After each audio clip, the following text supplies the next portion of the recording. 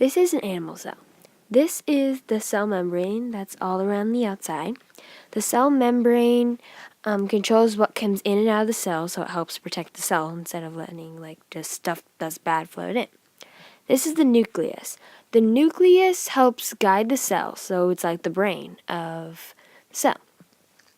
This is the mitochondria, and there's also one over here. The mitochondria produces energy for the cell. This is the cytoplasm, which is all this yellow part right here. The cytoplasm is just like a flowing, thick gel that is like moving along at the bottom. This is a ribosome. A ribosome produces proteins for the cell. This orange part right here is the Golgi bodies, which is what the ectoplasmic rhizome travels through.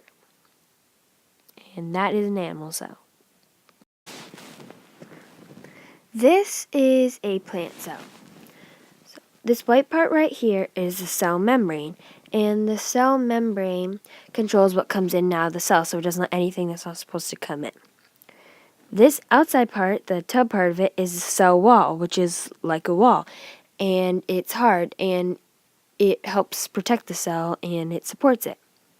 These things right here are the mitochondria, and what they do is they produce energy for the cell.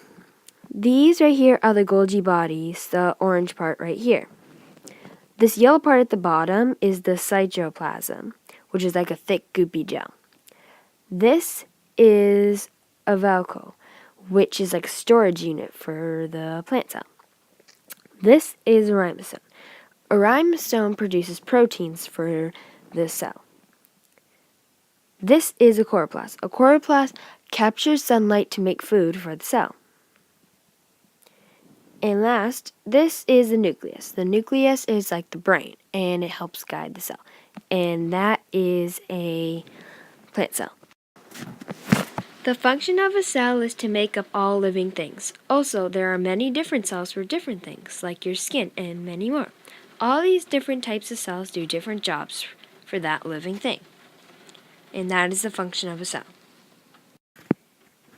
The structure of a cell wall is to help keep the cell safe. The cell wall is like a real wall. It is hard and it keeps things outside. This helps the cell wall do its job because it is a hard wall, so nothing can come through it, except for a couple of things that get in through teeny holes in the cell wall. The function of a cell membrane is to check what comes in and out of the cell. It helps the cell membrane do its job through the teeny holes.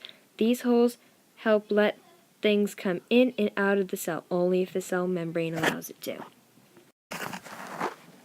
The school is like a plant cell because they both have cell walls. In the school, the brick wall is like the cell wall because they're both hard and don't let things in.